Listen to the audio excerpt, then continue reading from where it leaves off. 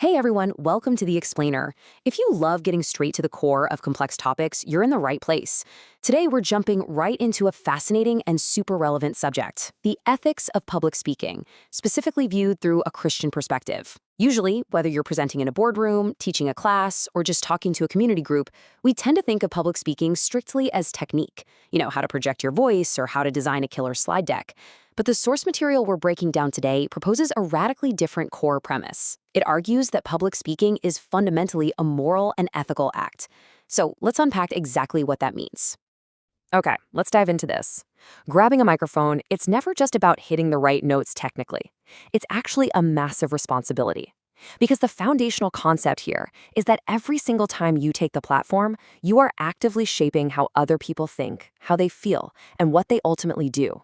You're influencing human hearts. So it's a moral act. It is not and never can be neutral. To really get the high stakes of this framework, the source material points to how Scripture views speech. Look at this ancient wisdom from Proverbs 18:21. Death and life are in the power of the tongue, and those who love it will eat its fruits. Just think about the gravity there. Words literally have the power to build people up, spark whole movements, and bring hope, or to tear people down, spread deceit, and cause lasting damage. When you speak, you are wielding an incredibly powerful instrument. And that brings us to what the text calls the iceberg concept. When we watch a phenomenal speaker, we usually just see the tip of the iceberg, right? The hand gestures, the vocal tone, the pacing. But underneath all of that visible stuff is a massive hidden foundation. And that foundation is the character of the speaker. Luke 6:45 points out, the mouth speaks what the heart is full of.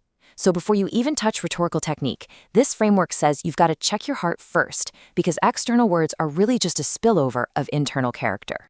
Real quick, here is our roadmap for today. First, the power of the tongue. Second, principle 1, truthfulness. Third, principle 2, love of neighbor. Fourth, principle 3, humility. And fifth, rhetoric and character. All right, section 1, the power of the tongue and the weight of our words. I know we just touched on this, but it really needs to be said directly to you. Every single time you speak, you are shaping the minds and hearts of your listeners. You aren't just transferring data from your brain into theirs. You are actively molding their perspective of reality. That's a pretty weighty realization, isn't it? Taking the platform means engaging in a highly impactful moral act where you are completely responsible for the influence you project. Moving right along to section 2, principle 1. Truthfulness, focusing on facts and honesty. This first pillar is anchored deep in scriptural wisdom. Ephesians 4:25 commands, "Each of you must put off falsehood and speak truthfully to your neighbor, for we are all members of one body." So this isn't just a polite suggestion to, not outright lie. It's a really profound call to actively pursue and present the truth because we are all fundamentally connected to one another. But let's be real, being completely truthful up there isn't always easy. It demands transparency and an almost objective dedication to the facts. We're talking diligent research, a commitment to accuracy, and absolutely refusing to cut corners just to make your speech sound a little bit more impressive. So what does this actually look like in practice? Well, first, the framework demands presenting facts accurately. Absolutely no distorting statistics or pulling half quotes out of context just to win a point. Second, you have to cite your sources honestly and avoid plagiarism. And third, and honestly this is usually the hardest one, you have to represent opposing views fairly.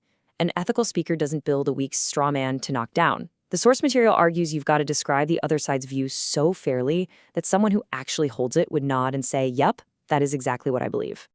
Let's jump to section 3, principle 2, love of neighbor, shifting our focus over to the audience. The Apostle Paul paints this amazing picture in 1 Corinthians 13:1. He says, "If I speak in the tongues of men or of angels, but do not have love, I am only a resounding gong." Seriously, you could be the most eloquent, technically flawless speaker on the planet. You could have the sleekest slides, perfect comedic timing, the whole shebang. But according to this framework, if your rhetoric lacks genuine care and love for your listener, it's basically just annoying noise. And applying this requires a massive mindset shift for any speaker. Ethical speaking means you can't just see your audience as a demographic or consumers or targets to maneuver for a personal win. You have to view your listeners as human beings made in God's image. When you actually value your audience that way, your entire approach to persuading them completely changes. Because of that, this framework draws a very strict line in the sand. On one side, you have ethical communication, persuading through reason and genuine appeal, always aiming for the listener's good. On the other side, unethical manipulation, coercion, and fear tactics designed to bypass their critical thinking. Loving your neighbor means you respect their agency. You lay out the truth as compellingly as you can, for sure, but you never force their hand with emotional manipulation. All right, Section 4, Principle 3, Humility, the self-awareness of the speaker. We're anchoring this third principle with Philippians 2:3. Do nothing out of selfish ambition or vain conceit, but in humility value others above yourselves. You know, public speaking is a massive trap for the ego because the spotlight is literally on you. But this approach demands dropping that selfish ambition completely. Your time on the platform isn't about proving how smart you are. It's entirely about serving the people who gave you their time. So, this requires a really specific posture from the speaker. It's about lowering your ego. Like the old saying goes, humility isn't thinking less of yourself, it's thinking of yourself less. It's adopting a mindset of absolute service toward everyone in your audience. What does humility actually look like when you're speaking? Well, the text says it first means acknowledging the limits of your own certainty. It is perfectly ethical and actually encouraged to admit when you don't know something or when the data is a little inconclusive. Second, it means ditching those high-pressure rhetorical tricks that force an audience into a corner. And finally, humility requires welcoming dialogue and remaining totally open to correction after you've stepped off the stage. A humble speaker knows they don't have a monopoly on the truth. Which brings us to our final section, Section 5, Rhetoric and Character Combined, the final synthesis. So here is a crucial realization from the source text. Good rhetoric and good character are not opposing forces. They're not even separate goals. We don't excuse a poorly prepared, sloppy presentation just because the speaker has a good heart. And we definitely shouldn't celebrate a slick, super polished speech if it's rooted in arrogance or deceit. We have to pursue both simultaneously: excellence in our craft and deep integrity in our character. This balance is beautifully summed up in our last piece of scriptural wisdom, Colossians 4:6. Let your speech always be gracious, seasoned with salt, so that you may know how to answer everyone. That is the ultimate goal right there. The source material argues our communication needs to be gracious, reflecting love and humility, but also seasoned with salt, meaning it should be robust, engaging, impactful, and incredibly well-crafted. So, as we wrap up today's explainer, I want to leave you with a question to chew on.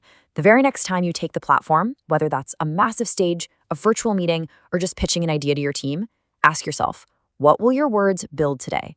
And honestly, what are those words going to reveal about your character? Having people's attention is a profound privilege. Let's make sure we're treating it with the ethical weight it deserves. Thanks so much for exploring this with me today, and I'll catch you on the next one.